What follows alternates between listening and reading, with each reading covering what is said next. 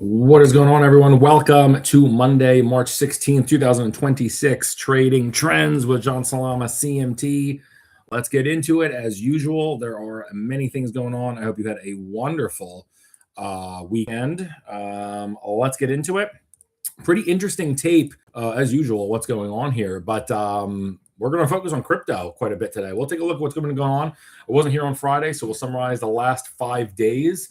But right here, we'll summarize this Monday morning's trading action. A little bit later start today, around 1:45 p.m. Eastern time. Ethereum, a big jump today. We will look at Bitcoin as well, but Ethereum up 10%. I'm looking at the ETF here, and honestly, that was really the big up move. REITs were also up significantly. Rates are lower, which helps that real estate move. We had been suggesting a pairs trade for real estate last week. And then really to the downside, the dollar is getting clobbered. Nat gas and volatility. I know every weekend, it seems like since this war started 2 weeks ago, folks, check the Sunday night futures and say, oh, Black Monday's here, Black Monday's here. And then it doesn't quite come to fruition. So we'll summarize the tape of today, but really this is your headline today. Ethereum rips 10%. While the dollar, nat gas, and vol drop. Let's take a look at the here dashboard panel time. Let's do it. Let us do it. Screen share. Bang. All right. So real fast, we'll get to SPY in a second. That is up to the second here. Yep. Okay. Q's up 1.1, SPY up 1, Nvidia up 2.3, Tesla up 1.5, Micron up 5. Probably the best stock, honestly. Intel also looks strong as well. In terms of the semis, you can't really avoid Micron and Intel. Folks love it. IBM up 1, Meta up 1.7 on, I believe they're laying off thousands of jobs over the weekend was the headline, I believe. Excuse me, Broadcom getting in on the stocks. The semiconductor love up 1.8%. Amazon up 1. There's really gobbling up mega cap tech today. AMD up 2.5%. Again, more semi love. Intel just said that 5%. And the leverage ETF up a pretty robust 7.5%.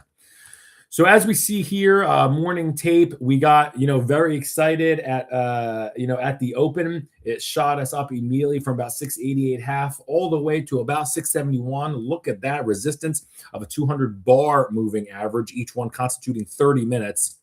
So this goes back, to about the 11th. This is a 5-day chart, but that resistance I trust and I look at it, and that's why you can do technical analysis fractally on a whole bunch of slew of things.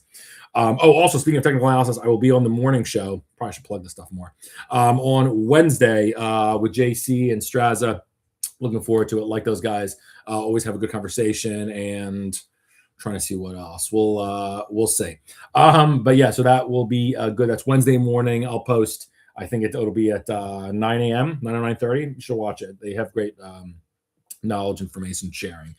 Okay, so that resistance was right here, and we've honestly, it's a pretty average volume day. We're trading about expected 80 million SPY shares or so. And we're right at VWAP. So VWAP is 669.15. I'm talking to you live from there. And that's we're basically in agreement that institutionals, retail, et cetera, at 1%. This is what SPY is worth on the day, 669. As I zoom out, get away from the noise, let's zoom out. So this is very important, very interesting, okay? This is the 200-day moving average. Right there, your support is at 659, okay? I know there's Michael Hartnett, head of Bank of America Investment Research, chief investment strategist, was writing on Friday that we're looking a lot like 2008. And should we trade to the 200-day moving average, he believes the Trump put will come into place. Policy intervention will come. Look how close we got. That level he's speaking of. Essentially, it's basically tied to the SPY, to the SPX rather, but it's right there basically at 659. We got within a rock's throw away of it on Friday and a little bit today here near the lows a bit, and now we're headed upwards. What I see here, so again, really every index is going there each direction because of the headwinds affiliated with each individual sector. So financials not really doing fantastic right here. So it's going to hold a little bit of the Dow down because Goldman's a major holder. If software continues to crap the bed, Qs are going to have a massive overhead resistance. If we don't get the rate cuts, so we're looking at 1 or 2 in Q4, small caps might not run. Which index did I leave out? And SPY, of course, is the Qs, I guess more handsome, more diversified older brother or something, let's say. And that's going to be torn either which way. So what I'm looking at here in the charts is specifically for SPY, I'm still seeing an index here. I know some people say, oh, they're buying the dip. It's amazing how the market's really been able to hold on. I understand that. I'm not down at all, but I'm still looking at an index that has not been above 50 RSI since February 27th. Is that okay? Yeah, it's cooling off. I'm not saying, jury's out and we're going to go down and we're going to have a face ripper to the downside. I'm not saying that at all. 200-day moving average is still rising. You have that, I don't want to say cement-like. This is one of the issues I had on Friday. We had that cement-like. I talked about that, so I don't want to kick a dead horse too much. And we'll look at the factors, the sectors, or the big movers today. But we had a cement-like hold, right? That floor of 670, and now look, we are 669.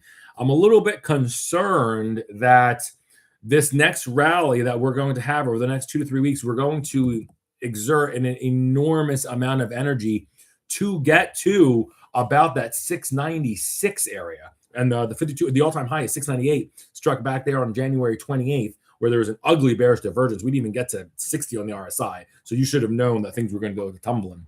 And I actually did bring that up that week, I believe, at the end of January. So things like that. And then I don't like this rollover. When you see this slinky go down the stairs, I don't like that. The good part is you are coming into a major hold here of support at 659. So now what for the next 2 weeks? I kind of just alluded to it. I see a rally to about, oh boy, honestly about 680. And if we have animal spirits and such, I don't think it's going to get you past 695. So that's my forecast over the next 2 to 3 weeks. Probably have some de-escalation out of Iran. Although I think I saw Israel's, now launching attacks against Lebanon. Folks, the market doesn't love that uncertainty. However, the VIX is getting pummeled today.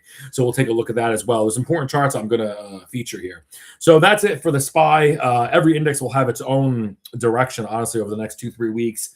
We had been talking about a new all-time high, sometime more so in April. I don't think that's crazy. You have to have a barbell approach here. I know it sounds psychotic.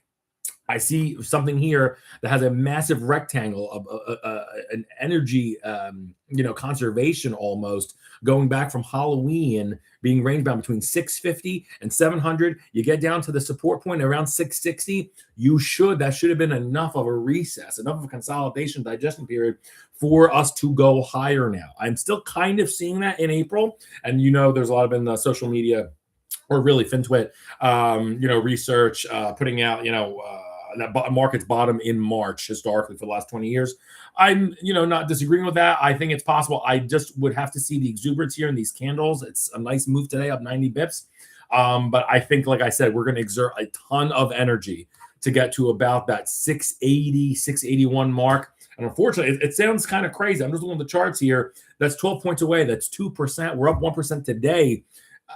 The chart looks kind of tired to me. More to come. Position appropriately. But again, the RSI, by the way, last thing on this, sunk to 33. So, I mean, it's not really, I'm expecting a move like this today, up 1%. Great. You got a 33 RSI above a rise 200-day moving average. Like, the buyers should step in. So, to me, innocent until, or guilty until proven innocent, in my opinion, for many parts of the market. Let's get in here and see what they're really gobbling up today on this move. The bell of the ball, Ethereum, my goodness, up 10% today. Let's see if it's moving. Yep, sit right there. Up 10% today. It is a big deal. Okay. The dollar is, I know the name of the video is dollar is crashing. It is down, handily. And I think it is our chart from the biggest loser. 0.5% is a big move down for the dollar. That's a freight train. So again, that's a fear trade coming out. Folks aren't as, they're thinking the war is going to de-escalate. Trump's approval rating is also in the toilet on inflation and just, militarily overall. So folks think he has to change course at some point enough where the market's okay above a rise 200-day moving average. But back to Ethereum. So this one's very interesting and difficult to move in crypto. It is encouraging, but again, this thing finally, I will say it, just got above a 50 RSI for the first time today since January 20th. So this has been 2 months penalty box. But what happened the last time it was about 50 RSI? We were dancing with a 200-day moving average. Your 200-day moving average in ETHA, the most liquid Ethereum ETF, is still massively overhead at 24.62. We are $7 away from there. That's a massive move. Nearly 40-50% from here. But yeah, you again look at this oversold period with pretty significant volume, matching basically top 5 of the year when you had this ugly sell-off. That's where I was short, actually. 22 down to 14. I was like, oh, you're going to sell it in the hole? Yes, because you can make more on the downside. I remember looking at this handle when it was trading 13, and here we are now at the 50-day moving average closing in. That's 1791. That's a big test for me. To me, this rally has begun. This is very crazy in terms of the cycle because it's so oversold. But I have here for the rally in this beginning around Feb 6th. There was rotation happening around the Super Bowl weekend to me in many different instruments. The gold miners, we'll take a look at that based on what the dollar is doing. But to me, this rally kind of started. It's difficult because it went lower after. So really February 24th, which is just about 3 weeks ago, this thing was printing 1370, and here we are now. This candle is obviously massive, up 10%. I'm not going to say it's going to give it all back tomorrow, but it's a tough one. I'm looking at the chart here. I like breakouts here, but I'd rather have it go above some kind of a rising moving average. And yes, while the 20-day is starting to climb, I don't know. I'm just still not a believer here. I know, and Bitcoin's at 74. We'll take a look at that. I'm just, I think it's going to crop out soon. I think it gets to maybe 1790, which is 40 cents. Let's see how it closes today. And of course, Ethereum's 24-hour crypto market. But to me, I think this has like 3% more left. But that's what I think. I don't get paid to think. We get paid to execute properly. You'd rather be making money than be right. I have to see these candles get smaller. So if we're up 10% today, I want to see it, volatility contraction. It's got to be up 5% later. Or tomorrow rather, and then up 2.5%, and then reversal down 1%, and then that would be your inclination. That would be your signal to say, okay, let's short this trend right here. It's going up. If you wanted to chase it right here, right now, it's going to have a wide stop, of course, due to the volatility. It's 97 cents. Make the math easy for yourself. It's basically $1. 2 ATRs is $2. You can buy it right here, 1749. If it goes to 1549, get out. You're expecting that, obviously. We continue to go higher to around that 1790 target. Excuse me. This, if it makes a crazy move and the candles still stay large, and you do have some de-escalation, and the dollar continues to go lower, and they bid up the crypto complex, this could get to 20. I don't see it getting to 24.60, and that's why the advice of, if you buy it right here, go for it. But if it reverses against you $2, get out, because chances are it's likely getting lower. The problem is, though, it's almost like even money, to be honest, because 1750, I was just going to say, the chances are it goes to 1550. So you're probably already there. It sounds confusing because it is. I personally want to chase it here, but if you want to, I already told you the rules. All right, next. But Ethereum, again, up 10% today, your biggest mover in this market. They're going to Ethereum. Okay. And then number 2, this is interesting. This is an ETF I do not check out often. It's very interesting. If you actually go through the multiple Sigma movers with actual significant volume above average, there were only 2 today. So yes, they're gobbling up, SPY to an extent, up 95 bips, and other areas of the market. But really what they're gobbling is Ethereum. And listen to this, global real estate investment trusts, which I think actually are a great idea. This is, as I just said, public equity markets of global region and global REITs. It's run by BlackRock.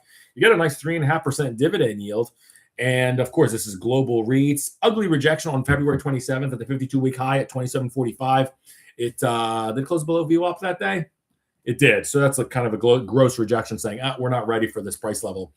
I like this here. Basing this is interesting. Of course, you only have to play the stock here. This is the only video. I just got a comment. This is the only video that I need to watch at 1x speed. Oh, it's because I talk too fast? I will go slower. Yeah, I'm a 1/4 or 1/2 speed for many things too. Even like basketball highlights, you see the guy just going brick. Okay, so ugly rejection there. I like this fund. Again, this is not going to be super liquid, so you can't really do options on this. So I'm not even going to suggest derivatives plays. But I like this basing here. It's a nice diversification as well in terms of the market. You're giving exposure to things you otherwise wouldn't have. And I do think this is not a U.S. story this year. So I actually like diversifying in hard assets globally. Look at this thing, REET. It's a nice diversifier. I love the chart as well. Some ugly times here in mid-December when we had that, of course, Fed meeting. And then 52-week highs, like I said, February 27th. I love setups here under 26.5. It is at 26.22 right here live. My full target for this puppy is honestly 27.60, which would imply a new, is this a all-time high? No, all-time high for this bad boy is back in 2021 at 30 bucks. Love the catch-up trade. This looks good. My near-term target is right around 27.60. Again, it's lower vol. That's a 27.60 is $1.40 away from here. But a nice move if you don't have that. And I do think this will clear the 50 RSI pretty soon. I would say possibly this week. I like that. And of course, today getting a nice bid. So that is what they're bidding up today massively. Ethereum and global REITs. Recognize. All right. Losers. And it's at the expense of this. The US dollar, what's in your pocket if you're American, is getting handled today, down 50 bips. That's a big move. That's not nothing. The dollar has been a focus. We usually don't look at things, ETF land, that move less or more than or less than 1%. But we've had this, relative strength breakout, honestly, in the dollar as of, I mean, it's still guilty until proven innocent because you had an oopsie here. But from March 3rd, when the war happened, folks cling to the world safe haven that is the US dollar. It's still looking, fine here. The 200-day moving average is actually still flatlined at 27.48. And we got basically where we were here before that amazing drop on December after the Fed meeting.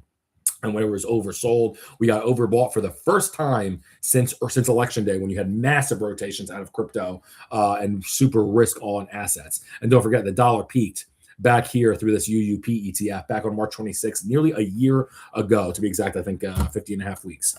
That's flash of the tism for me. Dollar, boy, this is a tough one to chart. It's overbought. It got a little bit too hot. Today it's having an ugly day. Oh, man. I still see a relative strength breakout here. It looks decent. I want to see what happens here. Are we going to be range bound? Is this new era here, for example, the next month to 2 months? Are we essentially creating a rectangle like we are in SPY from the past 5 months? Are we going to be living here between 27.5 to 28? If so, it's going to keep a lid on many different instruments. You want to position appropriately.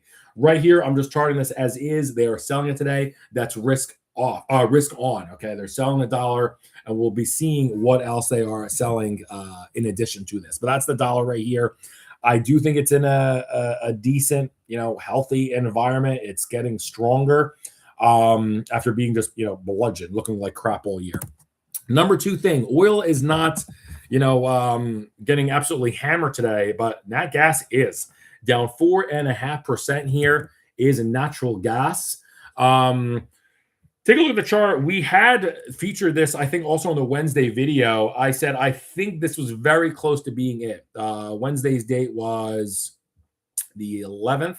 So right around here, I said I think we're getting very, very close. It may get closer to the 200-day moving average or rock's throw, but I'm not so sure. That level is 13.51. It is descending by 2 cents every day. Folks have their opinion of natural gas. I think that was a top. I do think natural gas will be straddling right around that 12.35 level, but I do see this selling off. If we're having a little bit more risk on globally, they're not going to be clinging to natural gas. Of course, it's war affiliated. This is going to be very closely corresponding with everything that's been going on geopolitically. But this chart, what I do best is when I just chart. This looks to me like it's going to have an 11 handle on it somewhat soon, about 11.25, right around there. So that'd be a reduction of about 85 cents, about maybe like 7%. So it's ugly. You could buy the puts. Of course, this is at the center. Of course, with Europeans, having to pay more for LNG and gas. It's difficult with the pipelines there being closed, and Iran's now letting, or they are, the U.S. is letting some tankers go through the strait. So part of the reason why the energy complex is down today, even though XOP hit a new 52-week high and then reversed today. So 47 RSI for nat gas. Don't like it here. You could buy the puts, just sell something against it. Or I'm sorry, you could sell the calls, just sell something against it because it is a risky trade. If something blows up, you're going to see this thing skyrocket. So just be careful. But I do think you possibly do make money to the downside. It's a $12 stock. If you short it, it's really not worth the margin call if it goes the other way, if you see explosions on your TV. So just letting you know, though. Trying to see what else. Symmetric high payoff. That would be, very good in terms of risk management. You buy the puts, are going to be super expensive. So I would probably buy, you could buy the May, $12 puts and then sell the Marches against it, but be careful and right size the position properly.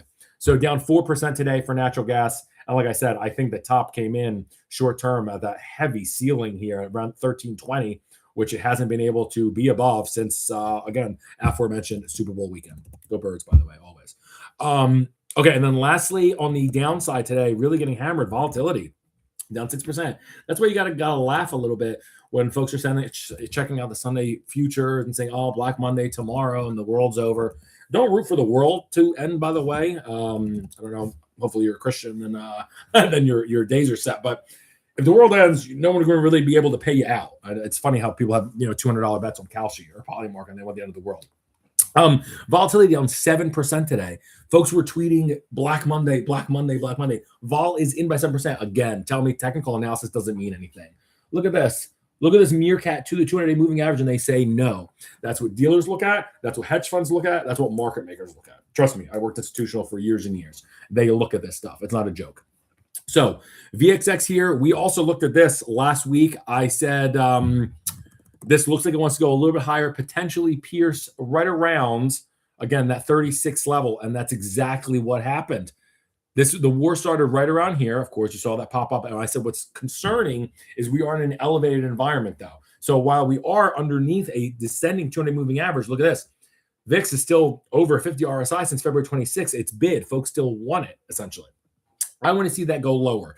What I do think is going to happen, it's not going to be linear or straight line. I do think this descends. This is a really tough call here, in my opinion. But I'm looking at the RSI. I'm looking at the moving averages. I think this descends to about $31 over the next 2 to 3 weeks. Before we used to, and it's a guess, 32.72 right here. We used to have much bigger calls on VXX, all-time lows or, $5 move. Now we're looking at a reduction of $1.70. That's exactly what we're talking about with the elevated environment, with banks having a hard time. You don't want to see Blue Owl and KKR hit 52-week lows. That's going to hold down the financials complex. If the financials are down, that's kind of the first sign of a recession or at least lack of a growth story. So folks are going to look at those stories in private credit, which we're going to hear about for years, honestly, and redemptions and everything that's been going on there. But for right here, and I like the candle that we're getting today, I do think VXX trades, as I said, to about that right around that 31 quarter level, 31 even over the next 2-3 weeks. I don't like trading options on VXX, simply more so just giving you an update on where vol looks to be going near term. All right, top 3 gainers of the past 5 days. If I already had a ticker highlighted, I'm not going to do it again in depth. Ethereum is your number 1 gainer over the past 5 days. So if you said, this war is raging on, this oil's up, 30% and whatnot, back then, what should I be buying? Guess what? People aren't going to believe this. USO and Ethereum are up the exact same over the past 5 days. Yes, I know much of it's just come from today's Ethereum gain. They're both up 13% over the past 5 days. It's not curve fitting. I'm just telling you facts, as I usually do. Facts only. I was going to make this show called that instead of trading trends, but I chose trading trends instead because that's what we do. Ethereum up 13%, another signal, an average of almost 3% a day. I want to see that less than 3% a day to know that the trend is getting tired. Right now it's up 10, 3x the average. Stay away.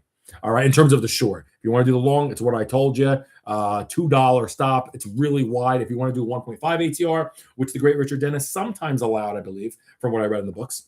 That would be $1.50 clean right here, $17.50. If it gets to 16, get out. Look for a better entry later. All right, that's your number 1 gainer of the past week. Tied actually, I should say, with oil, USO up 30%. Note, Brent oil is actually up more. I went for the USO here in this feature due to much greater volume. But the BNO, the Brent oil, is actually up 1% higher than the USO. Again, don't forget, the U.S. is a exporter now of oil. It wasn't exactly the same story like in 73, 74. We export oil. Europe is more reliant. So here is USO, crazy chart. My goodness gracious, still overbought at 77 RSI. The war is not over. Look at these multiple upper Bollinger Band closes. I said that is not normal behavior. That absolutely is warlike, and that's why the market was boring last week. It was the same stuff: buy defense tech, buy soybeans. The turtle portfolio honestly has been putting me to sleep. Have given back gains, unfortunately, but still up on the year. Double-digit percent, thankfully. But it's been annoying, frustrating, boring. I got stopped out of soybeans. Keep your head up out there. There's not a lot of trends. Go look on your 1 month and 3 month and 52-week high and all-time high and low list. Not much being done there. It's a lot of rotation underneath. The only thing really happening is the ETHA at 1 month highs here, which is what's making it the belle of the ball. Back to oil, overbought as it has been since the war started.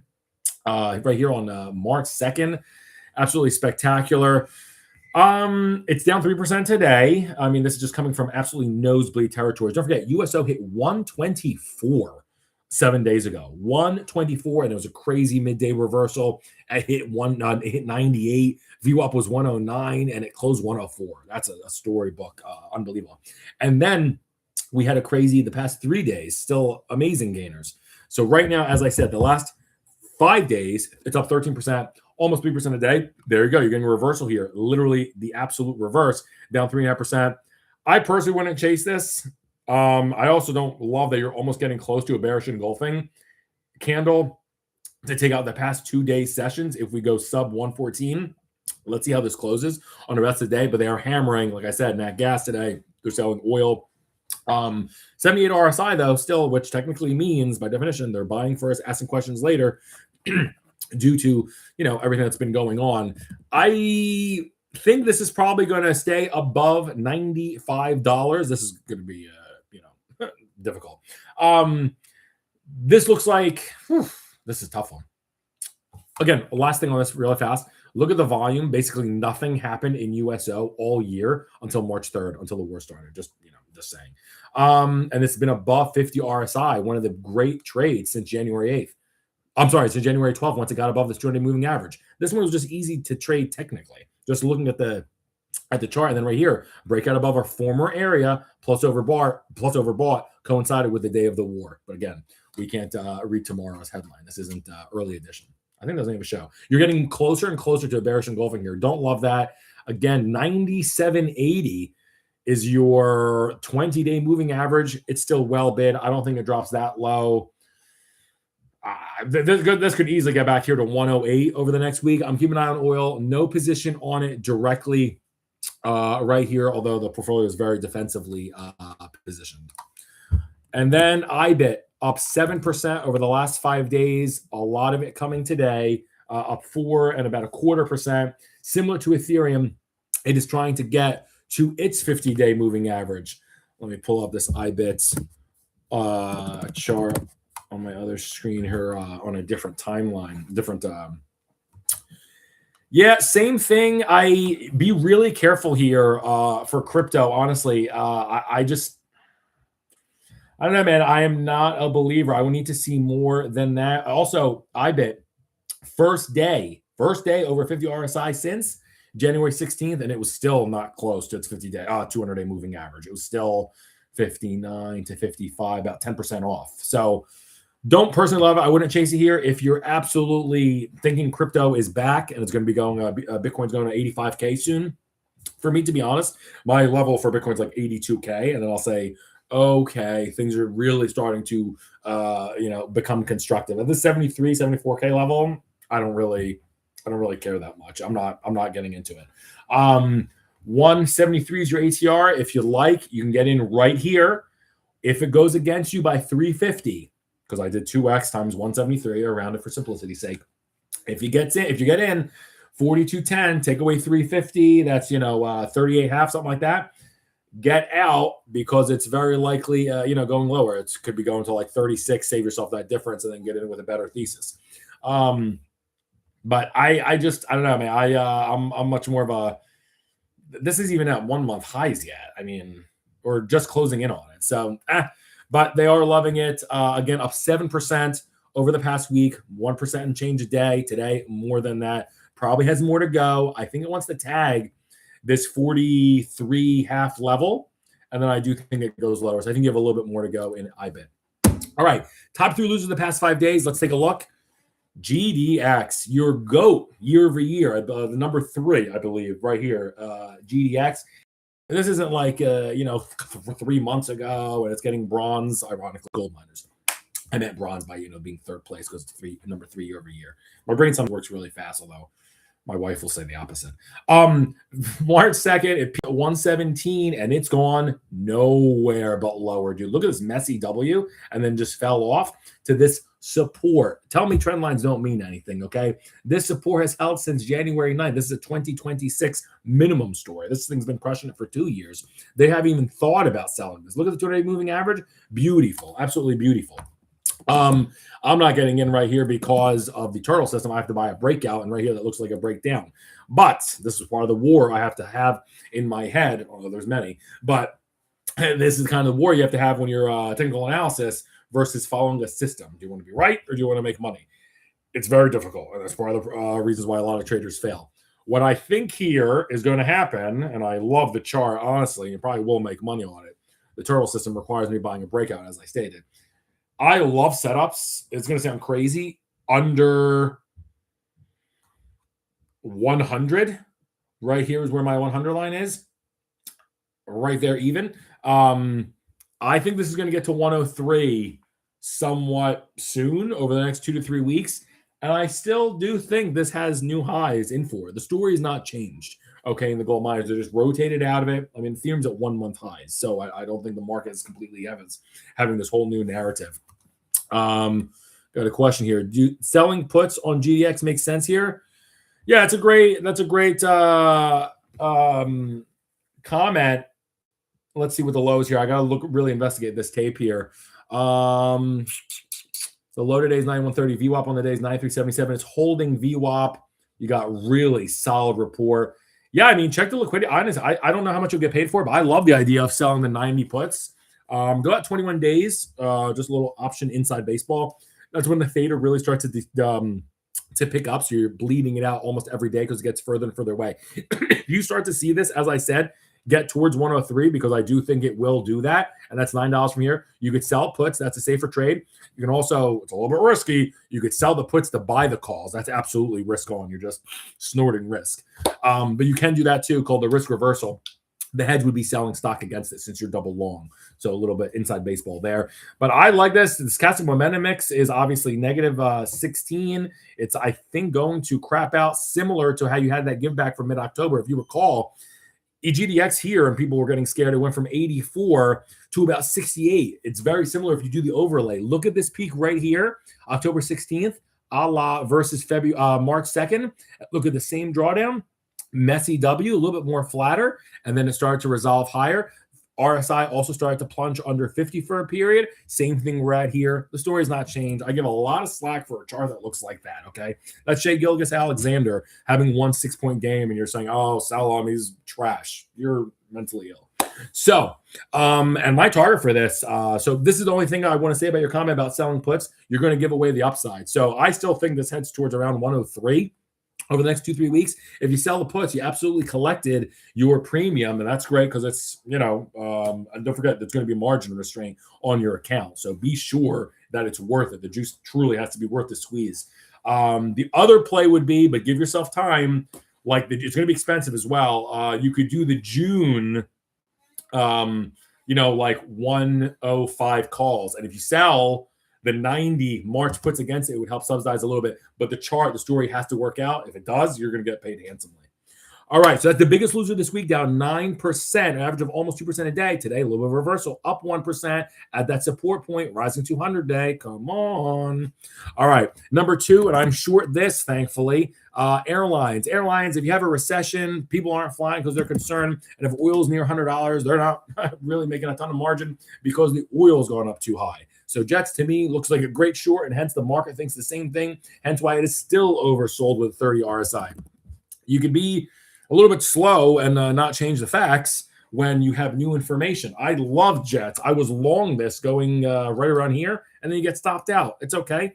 you get stopped out. A great winning system is like Steph Curry from 3. You're like 350. Okay, you win about 35% of the time. You got to make more on the winners than you lose on the losers. The great, Druckenmiller says that. Everyone. It's just common sense, and it's part of having the system. Jets has looked horrendous here since falling out of the 200 moving average versus several different comparisons versus SPY. It's getting creamed. This 200 moving average is going up by about a penny a day here. This 25.92 is resistance right here. This is going to be tough. What I said, though, is oil, I do believe, like we saw, what I do well is when I chart. The geopolitics make things difficult, of course, because it's so vol-driven. What we said on the chart before is we saw oil declining a little bit over the next 2-3 weeks, not linear. That would be at the exact direct beneficiary to this. So this would rally. I think Jets, I'm not long, I'm still short, and I'll wait to get exited. But right here, it's a profitable position. So I'm still in it, obviously. But I do think this does head to about, I think that's the 27. I think it reclaims 200 moving average. Kind of an ugly candle today, okay? We're talking about Jets because it's the second biggest loser after the gold miners, okay? Understand that. It's down 5.5% on an average of 1% a day. Today, you're getting a reversal in that, although it's a risk-on day of 1.5%. Ugly candle. I don't like that doji. Let's see how it closes. VWAP is 24.45, and it just slipped underneath that. They are selling first and asking questions later. But I do think it reclaims this right here. Do I sell puts? No. But if you're gutsy, like my viewer here, it's got great support, honestly, at 23.5. I don't think you're going to get paid a ton. And be careful if you go inside and you do a Delta or an American for more vol, so you get paid more. You can always do that. And you single out, instead of basket risk, you take single stock risk and you get paid more. You can always do that. Just be careful and absolutely right-size the position carefully. But I do think the Jets recovers. Any kind of de-escalation, honestly, and oil goes down, you have the pressure valve come out, you're going to see this get to 27. The charts look like to me like it wants to. I am short, so I don't want to say concerned because I'll be stopped out before it happens. When it gets to about that point, and that's where you take profits along the way. All right, and then lastly, ITA is what they've been selling. So this is truly risk off. Look at the losers for the last 3 days, or last 5 days rather. Gold miners, one of your winners year over year.